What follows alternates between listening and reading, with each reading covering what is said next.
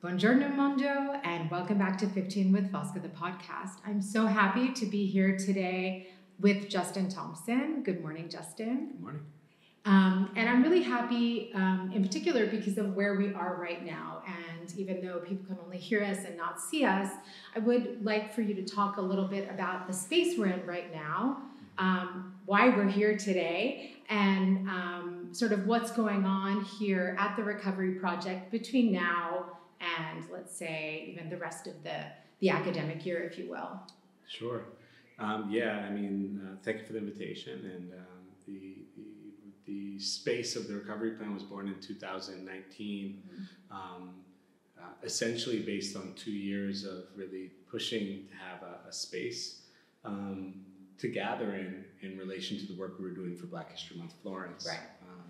In 2017, we had an event that was talking about a lot of things, but one of the people that was a participant is an activist named Pap Diao. And Pap Diao has been here in Florence since the late 70s. And he said something that really struck me. It was something very simple. It's usually the simple things that strike me. And he said, we need a space as people of African descent to gather in, to come together without having to ask permission. And when he said that, it was already on my mind that we needed a space because of the work that we were doing. And we started our advocacy, which involved a lot of conversations with the City Hall, unfruitful conversation with the City Hall, a lot of conversations with various partners around our work, and then a lot of conversations about how we might sustain a space. Yeah. And I think that ultimately we were very fortunate to have begun to consider more the private context. Absolutely. And as someone who had been teaching in a number of different schools in Florence, one of the schools I was teaching at Santa Reparata International School of Art, it just so happened that traversing, so I can unpack a little bit more. Okay. So one of the people I dialogued with was Angelica Stepkin at Villa Romana about this space from the very beginning. And I was saying, we need a space because Villa Romana is a space that always hosted us. Santa Reparata always hosted us. We needed a space. And so in talking to Angelica, I was telling her about our travails with the City Hall and how we were unfruitful in obtaining a space. Yeah. And she said, Justin, you have to go to the private sector. And that suggestion, she's like, what about the schools you teach in? And it was a very basic thing, but it was perfect because in that moment, we had just experienced the first lockdowns and essentially a lot of study abroad had gone away completely. And some schools had closed definitively. Yeah. And so there was a real risk for this school, Santa Reparata, which has been here since the 70s. I had been teaching sculpture in this building. I had curated exhibitions in the gallery, and my team informally met here anyway. Right. So it was just So it was kind of logical. It was a no-brainer, but it was right before your eyes, yet exactly. it didn't exist as an option. Yeah. And until it did. And so when we started to talk about the vulnerability of the institution itself with the pandemic, we just I was looking at the space empty and it pained me. Yeah. And I thought to myself, I told the director, what about if we were to come in and begin doing cultural programming free of charge?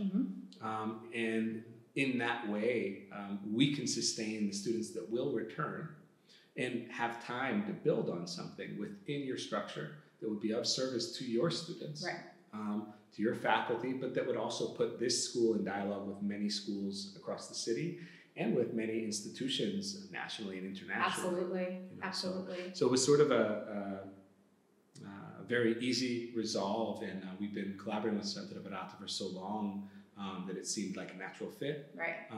In the moment, it was 2021 when we officially signed off on having the space. And we opened our research center. What had from 2019 to 2021 been a pop-up. So we occupied galleries, we occupied museums, we went around and brought the work that we had been building. It became an official space in 2021, and it was an exciting opportunity for us to even just see what we've been working on all those years in one place. Right. And then from an artistic and curatorial perspective, it was an amazing opportunity to experiment because institutional curation means that you have to really bend towards the needs and wants of the institutions, and you aren't completely free to do what you want. here we can literally, like, the gallery is right now empty. We open tonight. Right. Because we've been experimenting with new forms of research. And that form of research requires holding off and waiting. And so you couldn't do that in most spaces. Exactly. And the other thing is that the exhibition that we're opening is an exhibition dedicated to the research of an artist, because we decided that while we can go and do art exhibitions everywhere, one of the things that's being devalued is the research that artists engage in naturally. And the ways in which those practices of research, which are a little bit alternative, lead us to other ways of thinking about history, lead us to other sources of history, and to practices that I think, especially in relation to marginalized histories, are so important, because when we notice that in the academic realm there's so little research being done, when we notice that the archives hold less than they should in relation to these histories, how do we overcome those absences? And I think that the freedom of artistic research is a great way to think about how we might do it, and who might be involved in the process. The recovery plan has been here since 2021. We've done, I can't even list the number of projects. No, I was just thinking about it too. You've done so much, such a prolific space, if you will. But since we opened this space, we now run 9 research platforms. 6 of those have been created since we opened the space. Wow. So we've just been running. Right. And it's been a really fruitful and creative environment to work in. The coming period is intense for us, because we're working on the 9th edition of Black History Month Florence, where of all the platforms, Black History Month is the platform where we really work on activating our network. Because we have all year to do our work and share what we do, but we really want other institutions to be involved, to show what they're doing, and to connect with us. And so that's really the moment of February for us. And it's the moment of more visibility. It's the moment of bringing a lot of people into our space that have never been here, and to hearing a lot of new conversations. I mean, most of the research that we initiate here starts through maybe a talk in Black History Month, and then we kind of build on it. And so we have so much coming. It's really a lot. On the immediate horizon, beyond this exhibition, which is by Zachary Fabri, who's an artist who's been a fellow at the American Academy in Rome since September. This opened tonight. It's called Dear Empathy and Other Beverages. And it kind of looks at just the ways in which, as we move as cultural practitioners in a world of cultural practice that is really sensitive to oppression, sensitive to marginalized histories, sensitive to violence, what it means to consistently be asked in moments of conflict to state our positioning in relation to things that you would hope that our track record just sort of speaks to. And what it means to be asked to do that, but then also how do we grapple with sometimes what is just simply an incapacity to really move in certain ways, or sometimes a negotiation of what our vision and mission is, and where we might separate out us as individuals and us as an institution.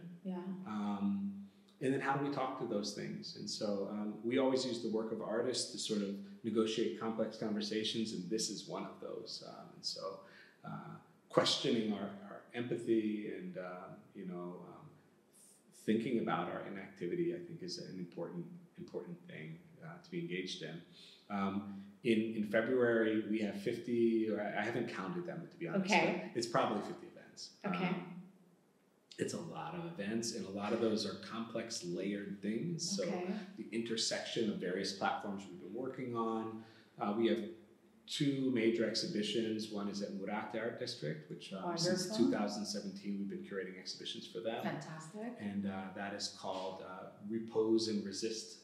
And it's anchored in a retreat that we created in July of last year called Repose as Resistance, which brought together 10 Black cultural practitioners from 8 different different European countries Fascinating. to come together and think about how we might reposition ourselves in relation to labor, rest, exhaustion, and to develop practices to do so in collectivity. Wonderful. And that inspired the entire edition of Black History Month this time, because it is called Whole Rest.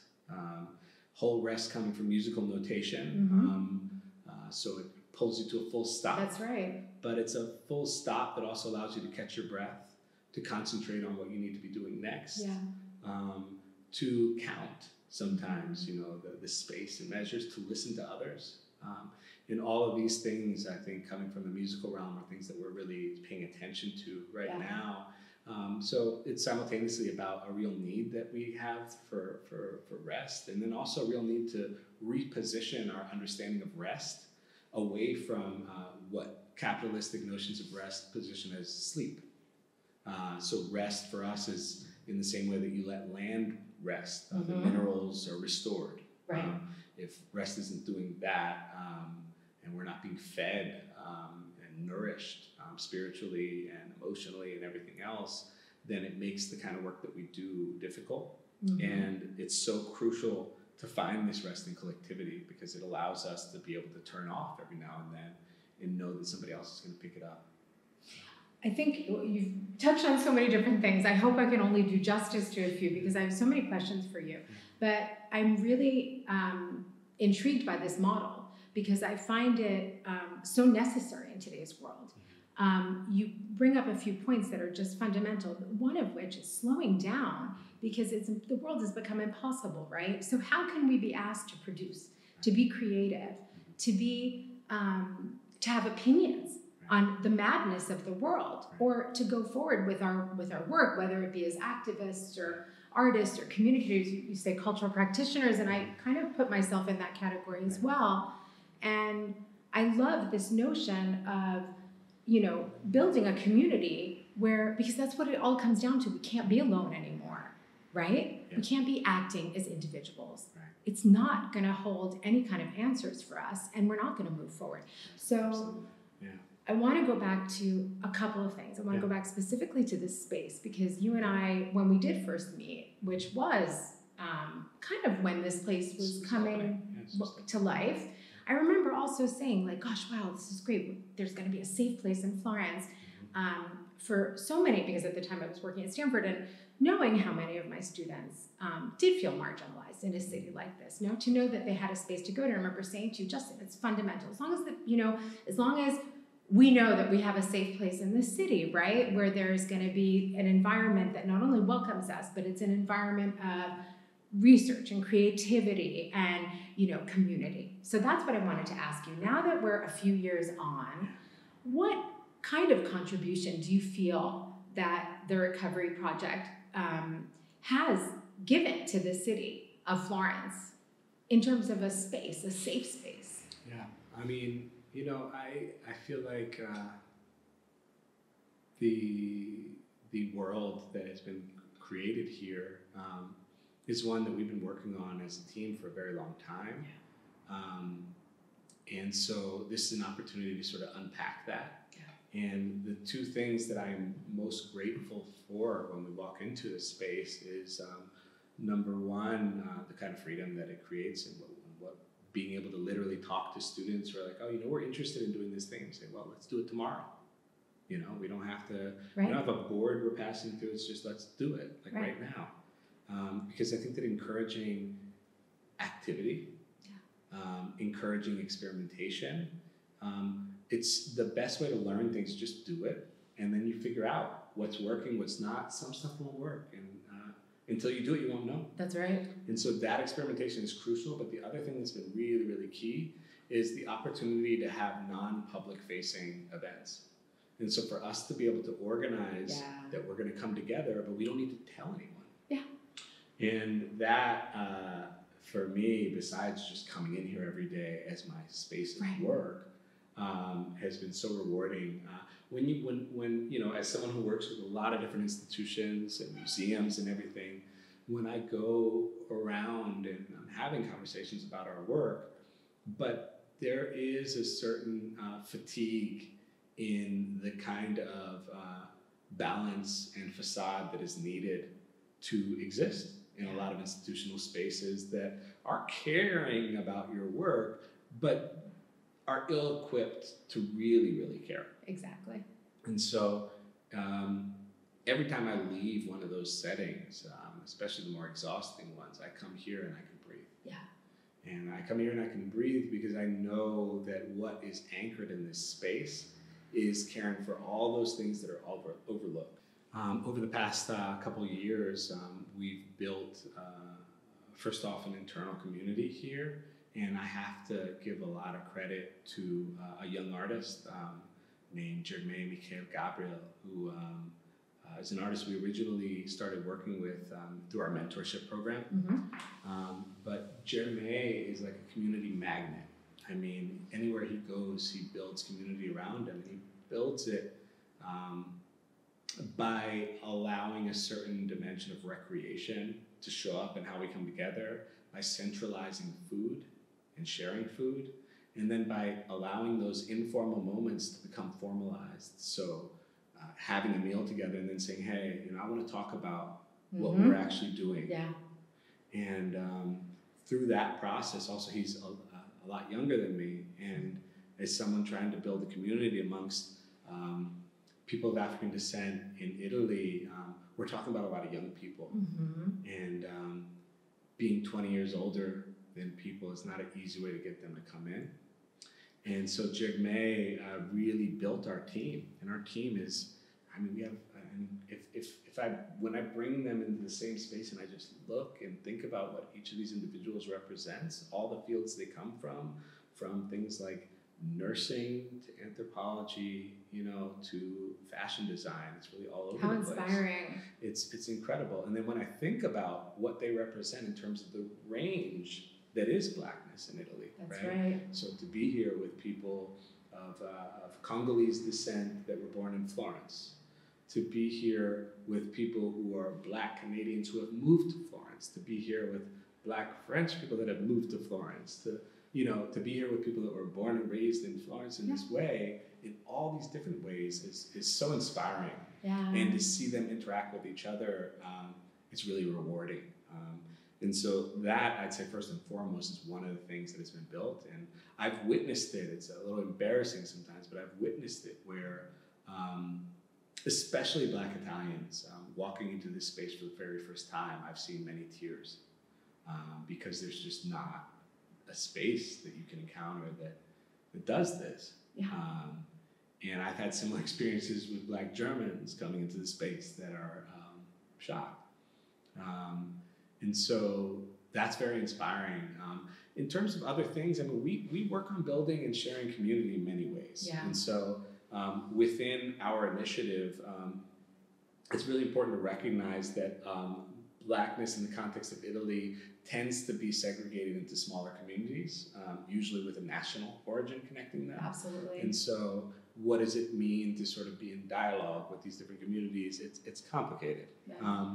Within our organization, we've been really strategic in making sure that there are people who are connected to these different communities and their surroundings. And so we have connections and have worked with Senegalese, Nigerian, Eritrean, Cape Verdean, and so on and so forth, really a long list. And one of the things that we try to do is a lot of these communities, when they come together and gather, they rent church spaces because they don't know where to go. Right. And so, for example, during the pandemic, we hosted the Eritrean community of Florence on numerous occasions for their just meeting. Yeah.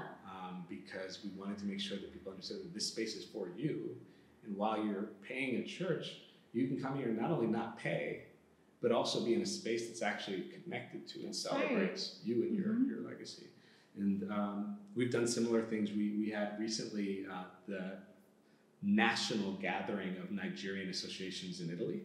So we brought together, they had it was an internal event for the, I forget what they call them, they're not ambassadors, but basically representatives of every major city. That's incredible. They sent in 2 or 3 people maximum from each city, and they all came to the recovery plan. How wonderful. About 100 people were in there. That's great. Debating mainly politics, Yeah.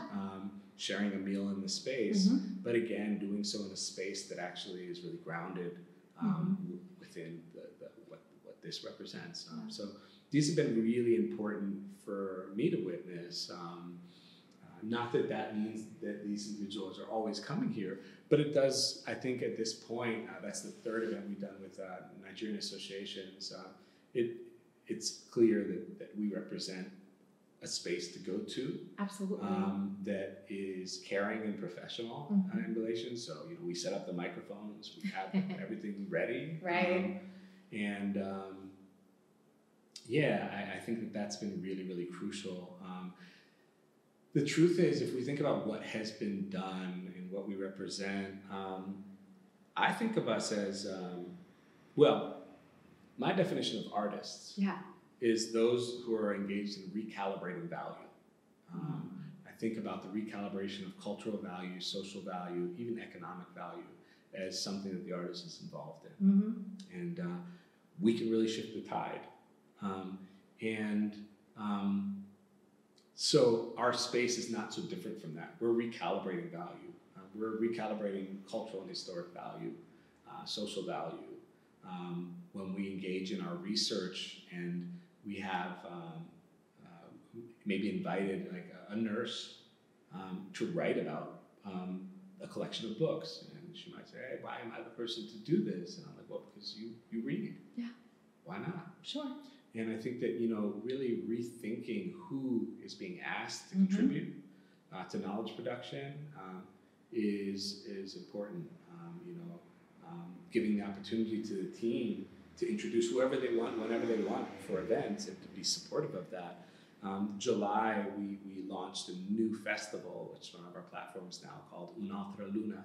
And Un'altra Luna was an opportunity for our team to develop whatever they wanted as a festival, 2 weeks of events, and thinking about how they might connect and broaden our platforms. Yeah. And so it was really, really special. And the groupings of people that have been around our work have been so important to the work itself, but then also to the impact of the work. And I think it's been clear the more we spread out across Europe and the more that we move. I just was in Toronto. Yeah. And we opened a pop-up of Black Archive Alliance at the Center for the Study of Black Canadian Diaspora.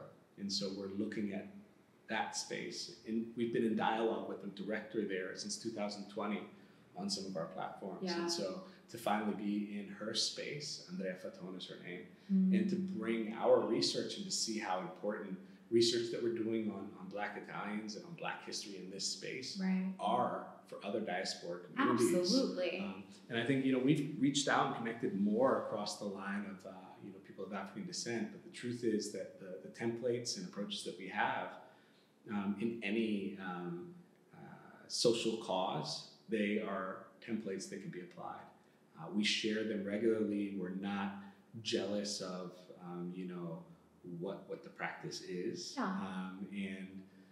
I think that the fruit of that you see through the fact that there's now autonomous editions of Black History Month in Bologna, in Torino, in Milan, in Faenza, and also that I am in dialogue with all them, but they're not asking permission. They're just doing the work. They're doing it. And I wanted to talk about Black History Month, Florence, because I think that was sort of how I heard about you the first time, right? And so, there's, this guy Justin, Black History Month, Florence, etc. So I wanted to know a couple of things about going back to Black History Month. Why did you feel as a Black American living in Italy, as a U.S. expat living in Italy, what was the importance in founding Black History Month Florence for you? And how do you feel about this coming edition? You mentioned it a little bit. It sounds like it's going to be incredible. So I wonder if you could maybe both talk about how it began, why you started it, and then also maybe highlight one more thing that you're particularly happy about that's going to be a part of this edition. Right. Coming into it, there's there's a book in our library which is called Fugitive Pedagogy, and it's dedicated to Carter G. Woodson, who's the founder of Black History Month in the context of the United States.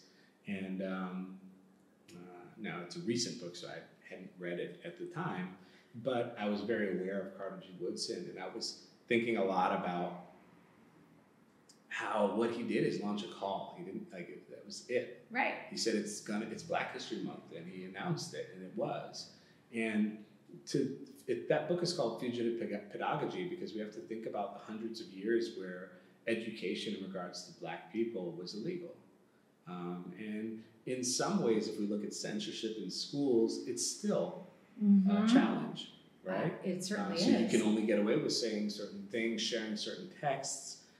There's a call right now for only positive portrayals of the United States to be shared because they don't want students to feel unhappy or bad about the national context into which they're born. And it's pretty remarkable. I'm speechless, I'm sorry, because I haven't heard it phrased that way. And when we look at the context of Italy, essentially living in Italy as long as I had, the co-founder of Black History Month Florence is Andre Halyard, who's otherwise known as Dre Love. He's an artist, a singer. And we had spent some time together and done some performances together.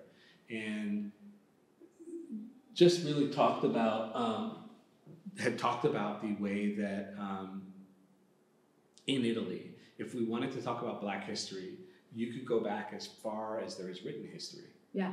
Yet, when we come to having a conversation with day-to-day people, it seems like Blackness started 30 years ago. Yeah.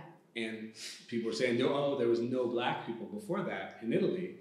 And the absence of historical memory and the willful erasure of history, I think that somehow white Italians have decided that this is not of great impact to them because it's not their history as they see it. And what happens is that when you erase hundreds of years of history, like in the United States, where Carter G. Woodson was in 1926 looking at the fact that you weren't reading about Black history in books, there was no recognition of Black history, and the few narrations were skewed. That's right. And so he said, okay, how do we overcome that? And he started writing history books. And he started putting them into schools, building schools, right? Developing a pedagogy, developing Black History Month, which he sustained as a network informally for 50 years before the government recognized it, you know? And I would say, let's look a little bit at what happens when the government recognized it, because I'm not actually convinced that it was for the better. Yeah, right? I think I tend to agree with you here. So, I mean, looking at that and thinking about that and then imagining being in Italy 90 years later, right? And thinking about the fact that, okay, I'm looking around, I know that Black people were here, and I see traces of it, but I'm not hearing conversations. When I talk to people, whether we're talking about Italian colonial history from the late 1800s, or whether we're talking about the Italian Renaissance, or whether we're talking about Roman antiquity, when I mention Black people, a lot of people are very confused. And so when we think about the cultural impact that this has of erasing thousands of years of history, it's a huge cultural impact on everyone. That's right. And so our cultural values are shifted by those absences. And this is why I think, you know, the importance of taking things into our own hands comes about. Most of the books that are in our library are my own books. It's called Library on Loan. I loan those books and I borrow from other people. Right. I have those books because I realized around age, I realized younger, but around age 12, I started collecting my own books because I went to public school in the United States. I moved around to different states, and I didn't read about Black history in my school books. I didn't read Black authors in my school books. I was an artist. I didn't know about Black artists because of the schools I was going to. And so I needed to get my own books and my own literature and my own reflection on artists to find these things and to learn about my own history. And so I know that something simple like buying books can completely transform the way you see yourself and the world around you.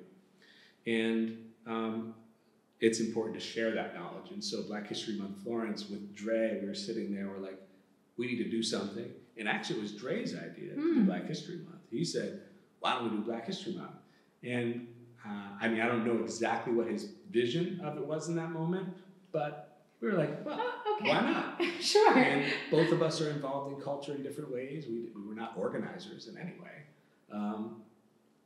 But 9 years later. But we started. Yeah. And, you know, the start of it was also to find a format because we were encountering people that would say, oh, you can't do anything in Florence without money. And it's like, well, heard that before. It's true. As an artist. And so, you know, we decided that what we needed to do was actually to just activate institutions and organizations that were already working to include something in their program for February.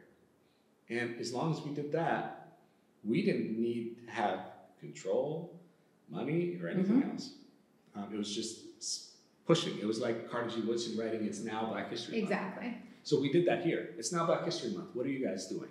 Right? Perfect. And you know, now for 9 editions later, we've found a lot of strategies for instigating, for inviting ourselves, for pushing institutions to integrate these conversations into their regular planning, and to figure out ways to overcome the various lacks. I mean, when you have a network, it means that you can do an exhibition that would cost a lot of money by calling into the room 5 or 6 organizations, you know?